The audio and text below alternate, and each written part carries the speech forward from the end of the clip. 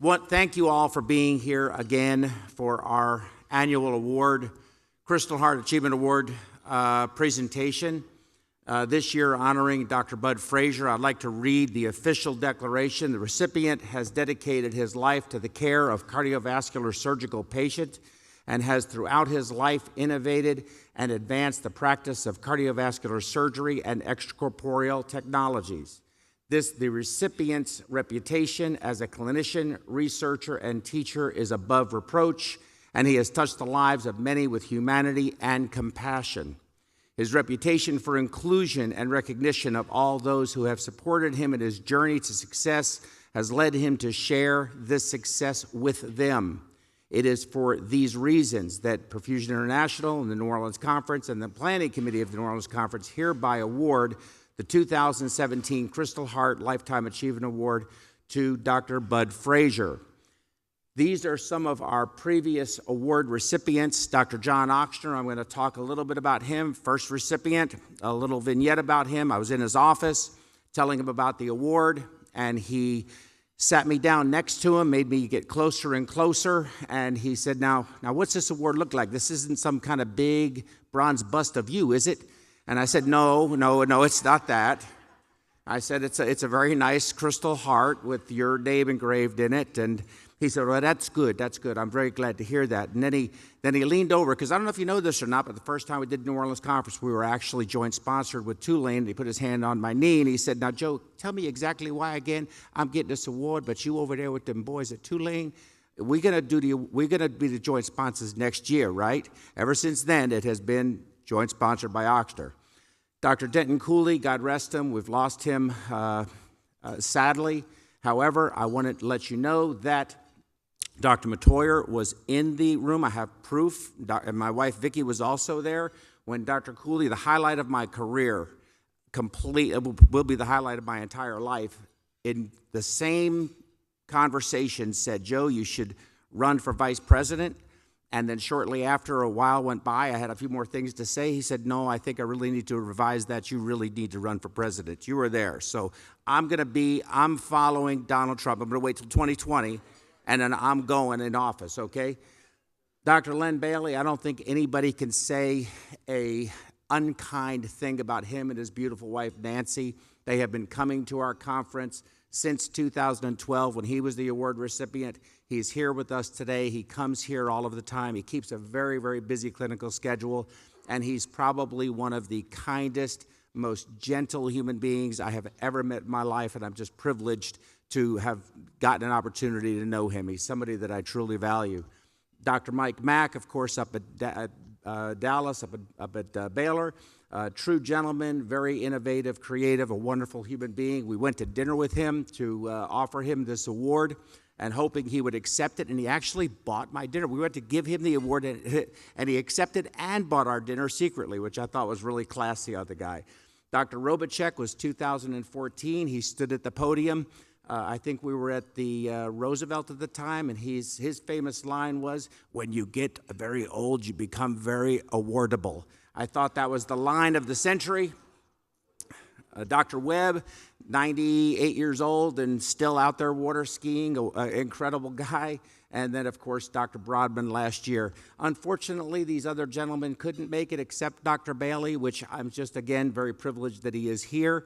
So he will be next on the agenda to talk to you a little bit about his experience through his career with our awardee this year, Dr. Frazier, and then Dr. Cohn will have some conversations. Dr.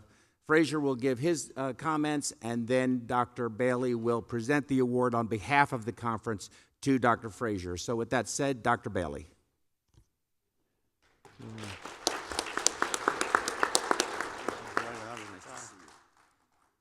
Well, good afternoon. It's a delight to be here once again with you and to be able to pay tribute to my friend and our friend, Bud Frazier. I've often wondered what it is about a boy born over in West Texas, Stephenville, West Texas, And you put him in the mix there in Houston, where perhaps thousands of med students and residents and fellows have traveled through that place, Texas Heart Center, Texas, the biggest in the world. What is there about that boy from West Texas that's different? And why are we honoring him today? Well, could it be those roots in West Texas? I suppose it could be. He was the son of two educators. I think he was actually headed for a life in the humanities, briefly. But he also learned considerable values, his own personal values, I think, may have made a difference. For a while, he thought he'd be a football player. He went to the University of Texas, pretty quickly injured himself and got over that notion. But how do you injure yourself being a kicker at the University of Texas? Yeah, I guess you could pull something doing that. And but his interest in the humanities changed all that. A couple of his favorite authors, I think Anton Chekhov and Carlos Williams, a poet, Puerto Rican-American poet. Chekhov, of course, was a playwright. I don't know why you were reading Chekhov, but probably everybody should. It occurred to Bud that both those individuals were physicians. Turns out, Bud, they were pediatricians. And so he thought maybe he'd better redirect his life in that direction. But he had to take all of his pre-med courses in the last few months of his college career in order to get into Baylor and study medicine. I understand that you actually applied to study law once upon a time. Can you imagine where that would have led in your life? Well, anyhow, thank God you studied medicine.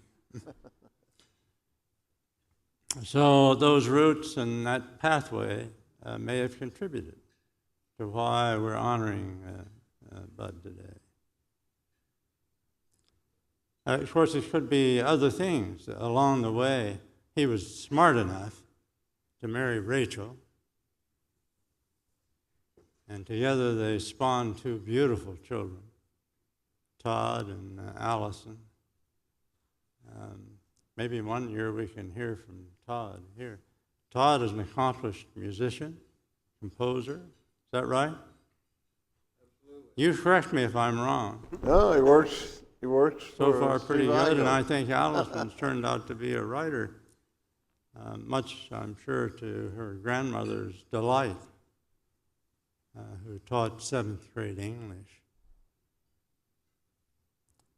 What else could it be? Could it be that he surrounded himself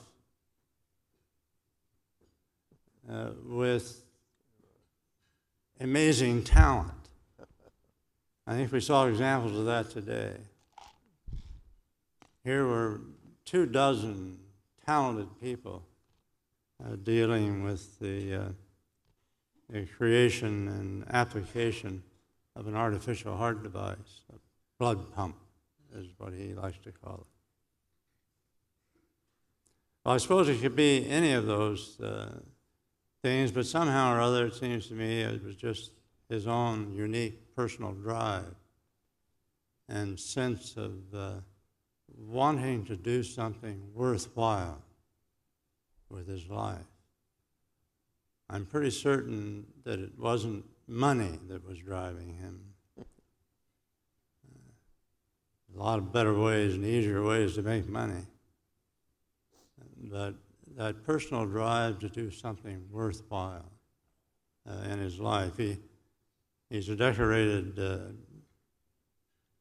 combatant from Vietnam. We almost, I think, lost you there in Vietnam, but But thank God he got through that. But those experiences taught him that he wanted to do something better in life than the destruction of war. And so he's become, there in Houston, Texas, bridging the gap between two titans. He's become a legend in his own right. And we're really thrilled that you're here at the New Orleans conference. Thank you very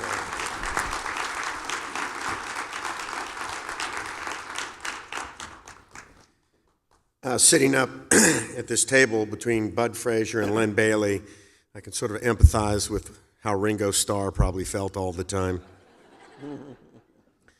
The last 14 years working with Dr. Frazier has been the most rewarding part of my professional career. And I've learned so much from him, not just about the practice of medicine, but just how to live your life and how to be a mensch and a mentor. You're right, he was from the thriving megatropolis of Stephenville, and small town, and listen to all the famous people that came out of there. Well, okay. And it is true that he thought about pursuing law, but then he realized he wanted to do something that didn't require him to lie, cheat, or steal and to make money. And so he came up with the idea of being a doctor, and he said to his mother, who was an academician, a school teacher, and said, "Mother, I think I want to go into medicine." And she looked at him and said, "Well, Bud, I don't think you'd make a doctor."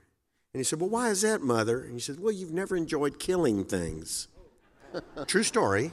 And Bud said, "Well, Mother, I don't think you need to like killing things to be a doctor."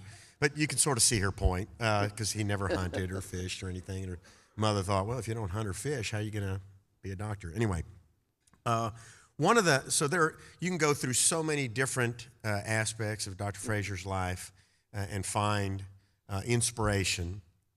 One thing that you just can't argue, he's the most dedicated physician probably out there. He would sleep in the couch in his office if there was a sick patient.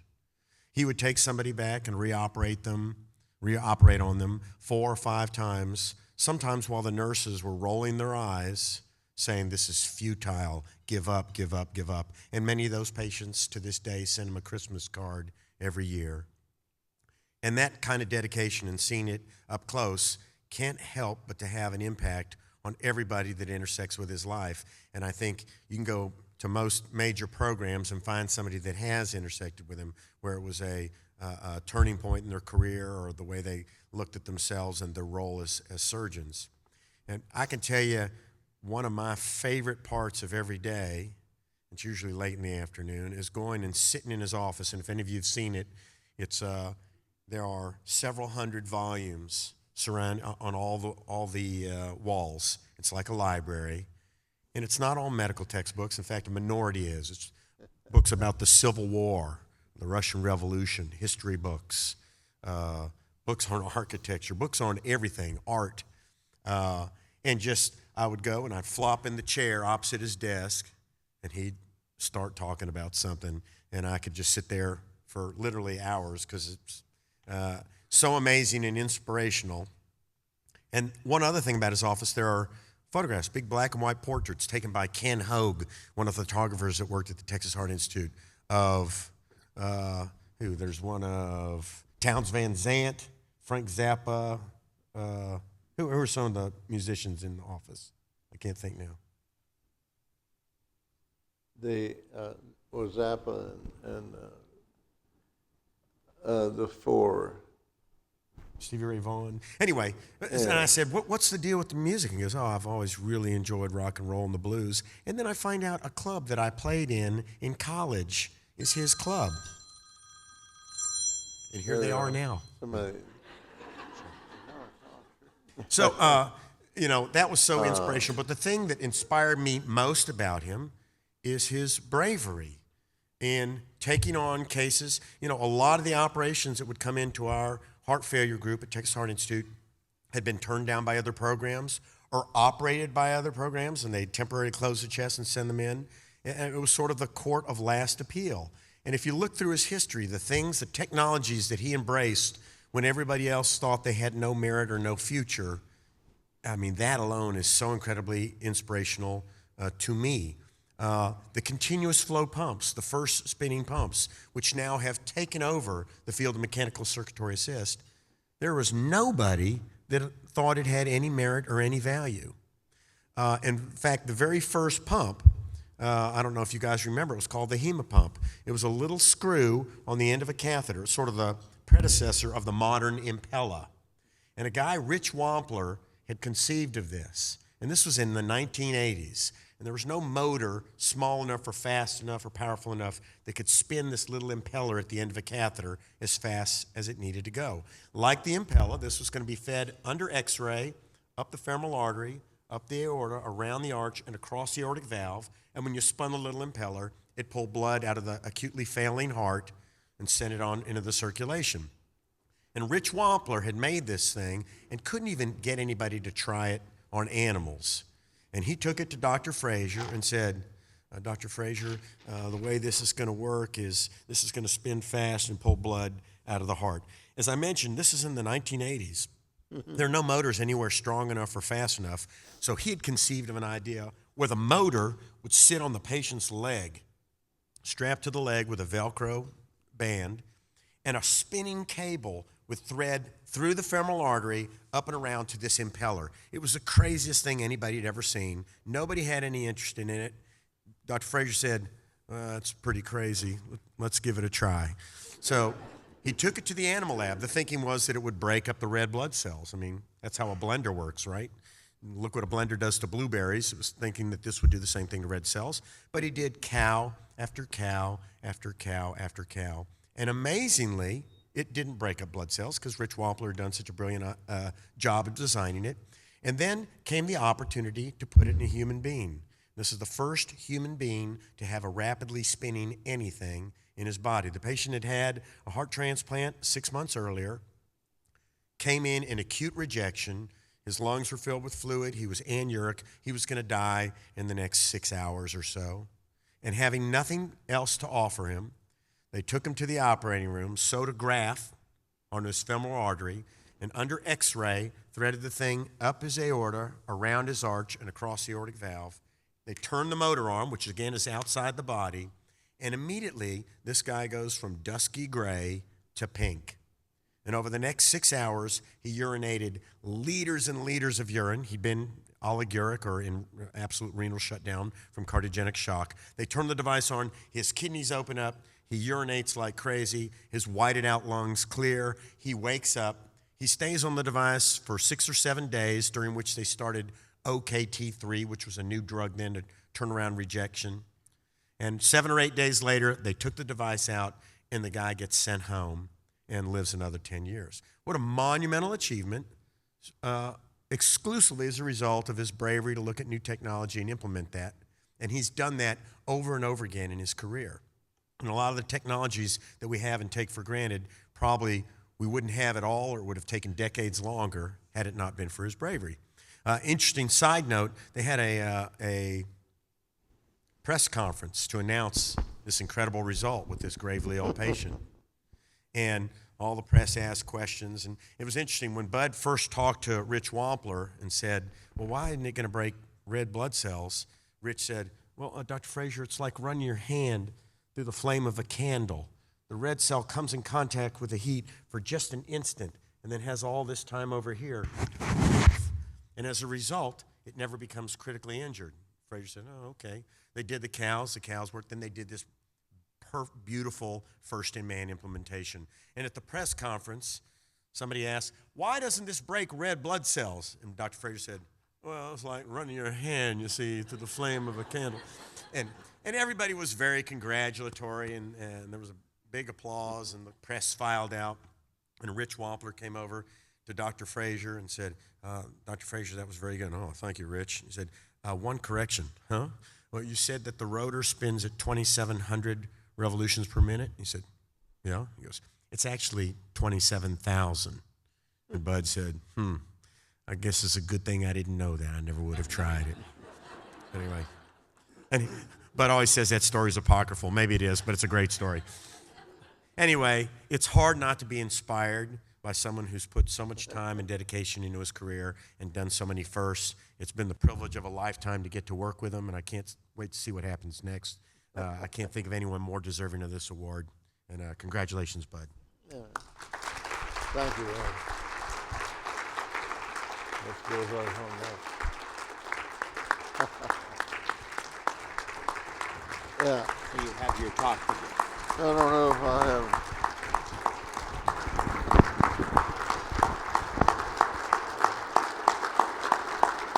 Well, thank you very much. I appreciate all the kind remarks, and Leonard, I've always been a great fan of.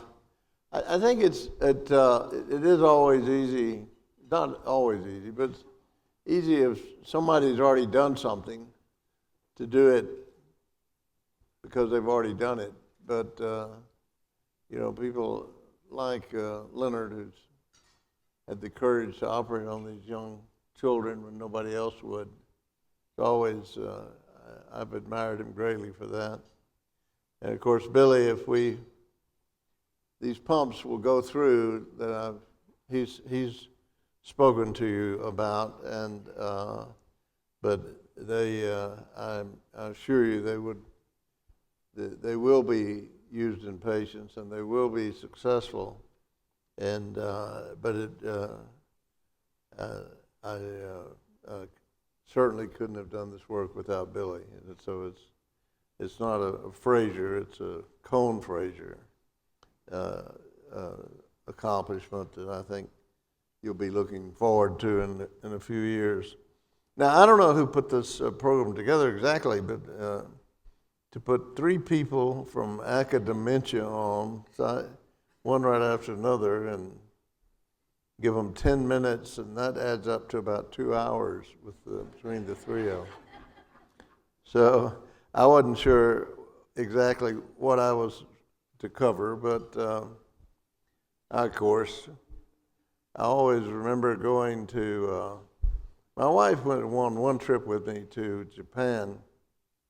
The only trip she ever took. She wanted to go to Japan, so she went with me, and I gave like 4 talks in 3 days in 4 different cities, and one of those deals. And of course, she just thought it was awful, and she's never gone to another trip with me.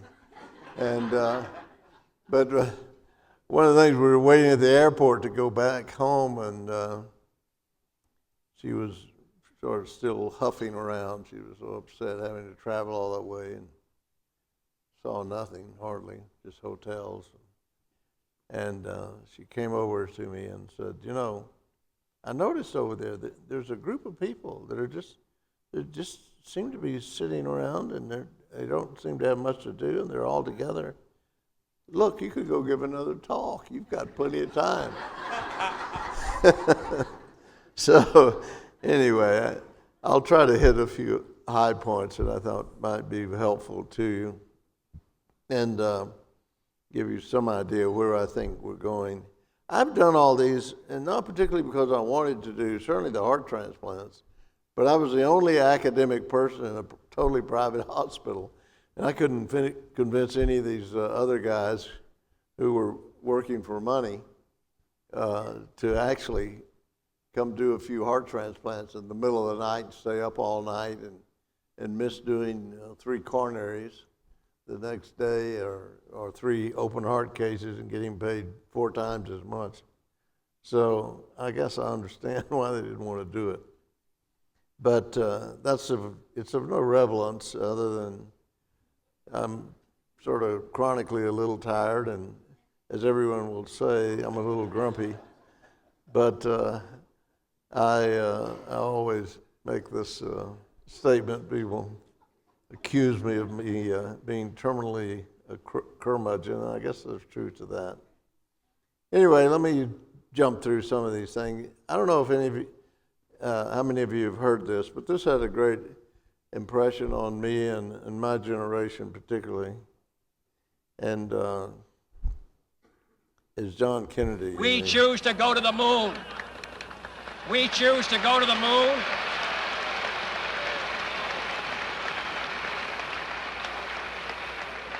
We choose to go to the moon in this decade and do the other things, not because they are easy, but because they are hard. Because they're hard, you know. And I think that had a lot of, he was an inspirational guy. He actually became more inspirational as I got to know his history a little better. But he was a great for that, and his untimely death was a tragedy. But I always was amused because this is a printout of his talk. Right before that, he said, "Why does Rice play Texas?" I always thought, because he was giving this talk in the Rice Stadium, and of course, Rice could never beat Texas in those days. But one of the things that did happen was this: there was a lot of ambition in that generation after his tragic death. His prediction that we go to the moon, how could he have done that? And he was absolutely right.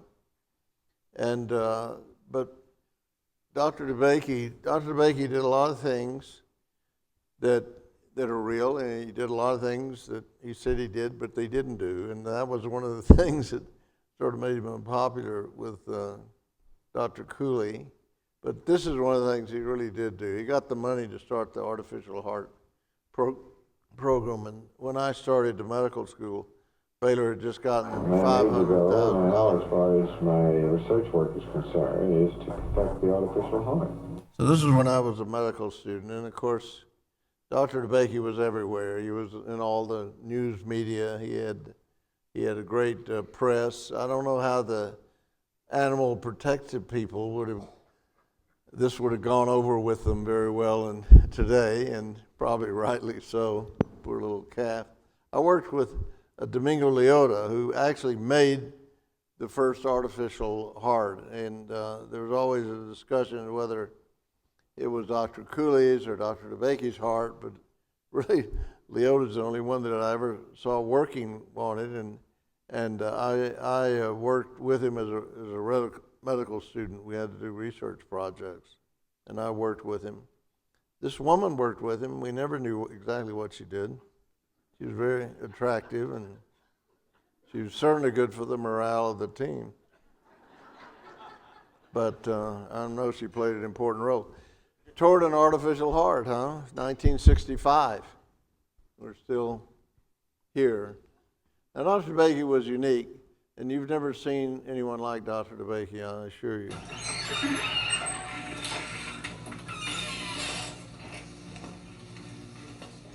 Back in the 1960s, Michael DeBakey was one of a handful of leading heart surgeons.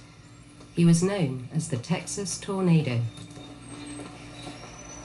What do you mean it's not flushing? Yeah, he cut it off. God damn it. I know, but you don't know what I want to do, you see. Well, Dr. DeBakey was quite a taskmaster. He was, it was like working under a Marine drill sergeant. It's the patient's life that you're concerned about. And I think Dr. DeBakey always emphasized that in a manner that was very forceful. Never put your hand in front of my line of vision. No. Put your finger over that. So you're not concentrating. You're watching me. His exacting standards brought to Texas a host of luminaries: Marlene Dietrich, the Shah of Iran, and the Duke of Windsor. Yeah. All righty. Well, with all the medical skill of Europe available, why did you come to Houston? Dr. DeBakey. Well, it was anybody that said they liked Dr. DeBakey didn't know him. They never worked with him. That's like saying you like Joe Stalin or you like Hitler, because he was just as mean as he could be. But you had to admire him. He worked all the time, and he made Baylor what it is. And I certainly wouldn't be here today if it wasn't for Dr. DeBakey. It's leadership. This is the stuff you heard from him all the time. You know, the resident would be trying to assist him, and he would say, "Well, you don't have any sign of brain activity, you know. My fingers are connected to a brain, but yours, I don't know where they're connected." They don't have any brain activity. This would go on all the time. You heard this all the time. He wouldn't need you at all if he just had 3 hands. And he used to put people in the corner, make them go, like in the first grade, you would have to go stand in the corner. I went in one day and he had 3 of these men in their 30s standing in the corner while he and the nurse did the abdominal aneurysm by himself. He would just get so mad, he'd say, go stand in the corner until I finish. I'll do it with the nurse. This is one of his great mantras, which we heard all the time. Of course, there's some truth to that. This is the meanest thing I heard him say to one of the residents one of the times. Been like a cat. You would have drowned you at birth, if you didn't know how stupid you were going to turn out. Anyway, that was, as I said, his major goal was to affect an artificial heart, but he wasn't the first one to do this. This is very important. Boris Karloff used to play Frankenstein in all the horror movies. He was actually an British-trained actor, and he was a very good actor, but he got stuck with these horror movie parts, so he was always the guy in the horror movie. And in this movie, the only thing I watch on TV is Turner classic movies. And I just happened to see this one time. This is a story about the man who could not hang, and Boris Karloff played a man who actually had invented a way to revive a person after they were dead, horror movie. So he got this medical student to volunteer to let him kill him, and then he would revive him. So he killed him, and then the medical student's girlfriend comes in and starts screaming, calls the police, and he doesn't get a chance to revive him. So now he's on trial. Now this is 1936, okay? No transplants of any kind have ever been done, and certainly no artificial heart. And so he's on the stand trying to defend himself. Boris Karloff. This body, this mechanism means nothing. The mind is all that counts. But when the body dies, the mind dies with it. But this we can prevent.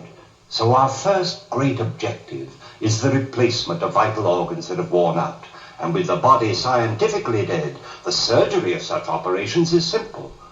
But the real secret lies in the pumping of an artificial bloodstream through the body by means of a mechanical heart, until the life functions pick up their own rhythm.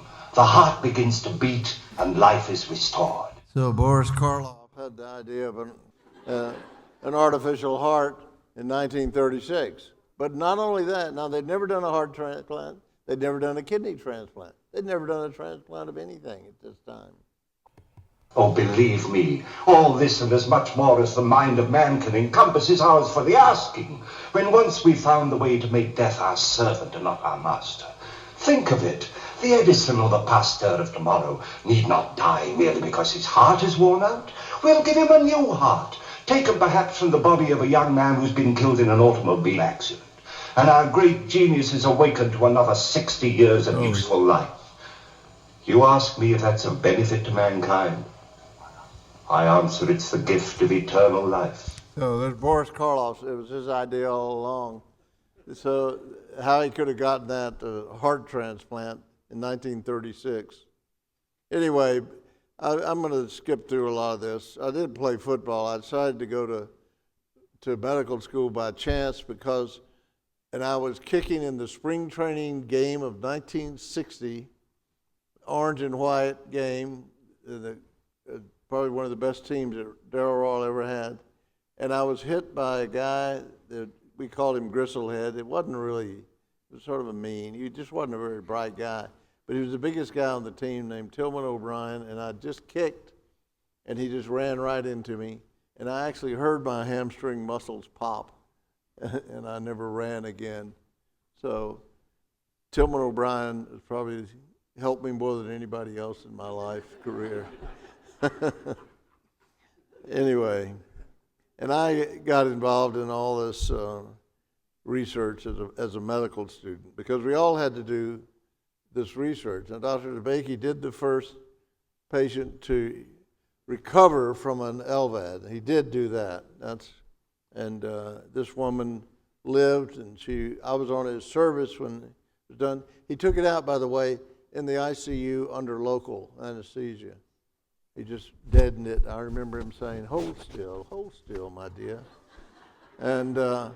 But she lived another 8 years, went back to Mexico, had a double valve replacement that nearly everybody died from in those days. And she was killed tragically in an automobile accident. Now, the heart transplants again started, just as might be interest, the first 100 heart transplants, the majority were done in Houston, you see, with Dr. Cooley and Dr. DeBakey. Now, Dr. Cooley did somehow got a hold of this heart that only Dr. DeBakey had worked on. Anyway, he stole the heart, and he did get away with it. And the pump actually worked. I don't want to waste your time looking at all these, the first heart transplant and the first LVAD to go into man because of the time. But this is remarkable. This is the first patient, and we never do this today. He was extubated the day after surgery. Dr. Cooley, who's the best technical surgeon who'll ever live, sewed the heart in 38 minutes. And we'd never gotten any animal through in the lab because it took about 8 hours to get it sewn in the lab. And this guy woke up, and tragically, they transplanted him early. They shouldn't have transplanted him. He would probably live. The device worked well. And they over-immune suppressed him. All they had was Imuran in those days. And he died of overwhelming sepsis. And you'll see that Dr. DeBakey's name wasn't even mentioned on that paper. So Dr. DeBakey fired him, and of course, that's probably what he wanted. And he had his own organization by that time. I was in Vietnam. I was in an assault helicopter company. I got shot down twice over there. And I was probably, actually, as my friends told me, I was in a safer place there than being in Houston with Dr. DeBakey and Dr. Cooley. Anyway, that was when I was, my daughter says, who's that? That's not you. You were never that thin. Anyway, so, but one of the, we did develop these pulsal pumps, and just one of the things I want to touch on is how we developed the continuous flow pumps. Because the continuous flow pumps are used in 158 hospitals today in the U.S. The government had spent this much money in 1989 on pulsal pumps. By the time they finished, they spent over $500 million on pulsal pumps. We don't even make them today. Don't even make them. They spent nothing on continuous flow pumps, nothing. I would get in these debates on these continuous flow pumps, and the problem was the postal pumps only supported you 2 years. So that meant, and Dr. Shumway used to harass me about this all the time, that they had no role except as a bridge to transplant. Well, as Dr. Cohen had shown you, we didn't have any more donor hearts than we ever had. So it doesn't help anything epidemiologically. It saves a few people's lives, which is important, of course, but it doesn't help anything because it's just a bridge to transplant. So if we didn't have a pump that lasted longer than 2 years, it had no effect. And there were two reasons why you didn't, and I always felt like this, because I'd get in the meetings, and of course, everybody would tell me that you couldn't possibly have a non-postal pump. And in theory, you can't, can you? Because I debated this in 1985. Non-postal pump can't work because you'll have, in a constant flow pump, you're going to disrupt the systolic pressure, that is, bring the systolic pressure down. You're going to confuse the baroreceptors, which are pressure sensitive. So you think the baroreceptors will tell you that you're in shock, but you're not. and you'll have vasoconstriction, so you'll have hypertension. And the first patients we did, in fact, died of hemorrhagic hypertensive strokes. And of course, the kidneys depend on a pulse too. So if the kidneys aren't getting a pulse, they're going to think the artery is obstructed, and you'll have renal hypertension, which is what we treated. We still do today, treat it with renal artery bypasses. Also, once you stand up, that's a baroreceptor response. You'll pass out if you don't have a pulse. And actually, he really beat me up in this debate. He certainly won it because I didn't have any answers to any of that. And as Billy alluded, the current thought was 2,500 RPM. Anything above that would be a wearing blender for blood. So you wouldn't you would just have destruction of the blood. So that would be impossible for a continuous flow pump, because you couldn't pump enough blood without destroying the blood. And then the other problem was you have to have a bearing if you have an axial flow pump. Well, your bearing has to be lubricated. Everybody's bearing, your bearing in your car, you put oil in because of the bearings. So you have to have some way to have a non-lubricated bearing, which is impossible in the bloodstream. Can't have a non-lubricated bearing. So for all those reasons, it was felt that it couldn't be done. Rich Wampler, as Billy alluded to, showed me that he actually got the idea when he was in Egypt doing some charity work over there. They had an Archimedes screw pump. And Archimedes this is more than 2,000 years ago, came up with this screw pump, which is still used in Egypt for irrigation, for blood, for water, moving water. And he made a copy of that in what Billy shows the hemopump. And the hemopump is a precursor of all of this work, because it was, as Billy said, the Kitty Hawk of the whole deal. Now, that pump was spinning, I thought, at 25, Billy actually, it is true. I thought he said 2,500 RPM. Well, I knew 2,500 was the limit of what people thought you could do. But they thought that was too much and it would destroy the blood. But I told him I'd try it. You just do the experiment and let nature tell you whether it'll work or not. So we tried it in the calves, and the calves, it didn't hemolyze. And we started putting in calves in '86, and 2 years later, this was a different dealing with the FDA. I put it in a patient successfully. And then we put it in this little boy, and he didn't have, his heart was in fibrillation while he's eating this popsicle. At the same time, I have an echo that shows him his heart's fibrillating. He's eating the popsicle because we were supporting his entire circulation with a continuous flow pump, and he lived and went home. And of course, this was a very, high-end deal. Everybody was reporting on it, and it happened just like Billy said. It was before we put it in patients, but I did say it was 2,500 RPM, and he reminded me, Rich Wampler reminded me it was actually 25,000 RPM. And I'm not sure I would have done it if I'd have thought if he'd had told me it was 25,000 RPM, and we might not even gotten to this point, So it helps to misunderstand things sometimes. Now, the other thing about blood wash bearing, Rob has a hard time getting along with anybody, and I never got along with him well. I didn't know Wampler, and I knew Jarvik, but I never got along with him, but I got along with him as well as anybody else. But he's a genius machinist, and he had the idea that he could make a bearing that would not require lubrication. And he started implanting these, making them. He made them in his high-rise apartment in Lincoln Center in New York City. He's married to Marilyn von Savant, the woman with the highest IQ in the world. And she funded what he did. He made them himself. As I said, he's a great machinist. The first pump he sent to me clotted in 3 days. And I sent it back to New York, back to Houston, 3 months. Finally, we had it to actually 9 months. We had 9 months in an animal, but it took us 5 years of doing that, back and forth, back and forth.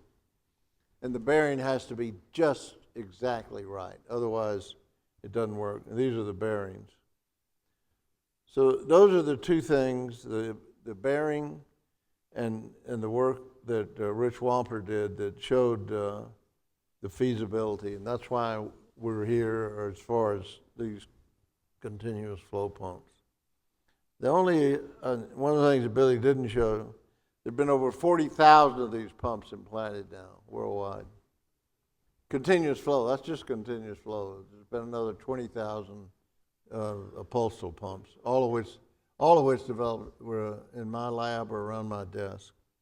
And we've got, now we've had patients out 10 years or longer. They've had 36 patients out 10 years or longer with the HeartMate 2. And they have 196 patients out 8 years or longer. So it's clearly now we've solved the durability problem that Shumway said would bar any real meaningful contribution of these pumps. Jarvik has, he doesn't keep data very well, but these are his patients in the years. So he has a patient over 9 years. They have heartware patients over 10 years also, but I wasn't able to get the data up there. Now this young man came in when he was 25 years old. His heart had stopped, and he was supported by a tandem heart. We didn't have no idea what the etiology of his heart failure was. He'd been in good health up until about 3 months prior to that. And we saved him by putting in the tandem, and then we put in this pump. And here he is with the pump implanted. The pump and the batteries weigh about 7.5 to 10 pounds. And he could play 6 sets of tennis with that. This was about 3 or 4 years after the pump had been implanted. He'd read up about transplants. He had 2 kids, 2 young kids. He was 25 years old when we put it in. He knew if we transplanted him, he would never live to be 50. And he wanted to keep his own heart. And we... That's at 6,000. Woo-hoo! How'd you get all these sticker burrs on here? Say hi to the camera. Pump's ready to come out. And we did take the heart out, the pump out 3 years ago, and he's still fine. He can't play 6 sets of tennis anymore. He can play 1 or 2, but not 6. So the pump really augmented the heart function. Billy's told you about the total heart, and it can produce a pulse just like a normal heart. We're working on this small pump that we're going to put in through the subclavian vein. And then we also have, this is a pediatric pump that we'll have, I think, for children within the next 2 years. So I think we'll see, I had dinner with this Irish singer not too long ago, and he's a pretty good guy. And he's very engaging. He's very interested in what I did because he was interested in things that had to be creative, and he pointed out to me that he really he took a few music lessons. The only one that really had any music training was his lead guitarist, a guy called Edge. They always have these crazy nicknames. His name is Bill Miller or something like that. It's a very common name. Very nice guy, but one of the things he pointed out that you can't be creative looking backwards, you know. Always, I never liked science particularly. I could pass the test, but I found it terminally boring. I'd be suspect to anybody that told you they really liked the Krebs cycle, you know. And I try to be nice to them, but try to get away as soon as you can. We should be able to develop a pump, mechanical pump, that will substitute for the heart. So I'm convinced this can be done. Well, it can be done. It's not going to be done the way we thought it would be done in those early days, and I'll predict that in over the next decade or so, we will have this total artificial heart. I hope we'll have it within the next 2 years. Now, I don't know, I'll close with Cassandra. I'm sure most of y'all don't keep up with Greek mythology, but Cassandra was this honey who, this guy Apollo, who's the head god, was really hot after, and he was going to teach her how to predict the future.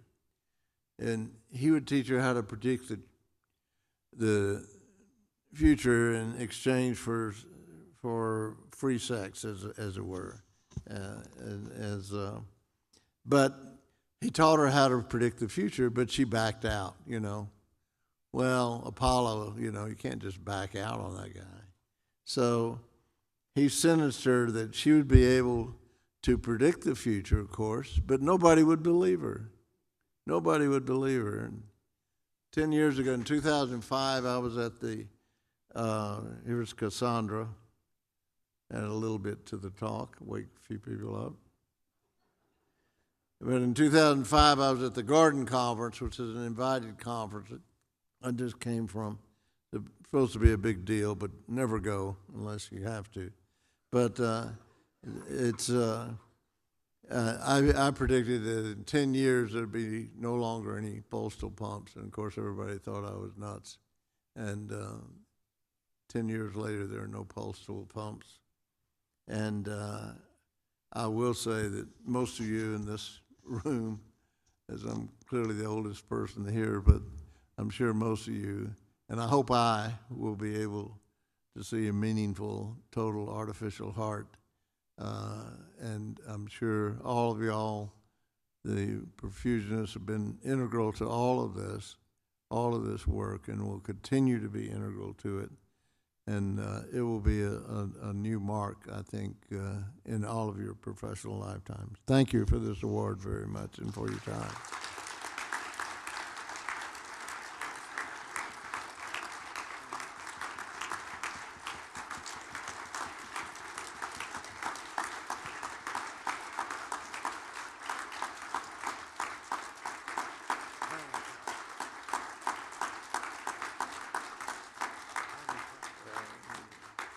I have the great pleasure of handing you this award. Thank you very much. On behalf of Leonard, this is a beautiful award, and I will always cherish it and put it in a prominent place. Thank you again.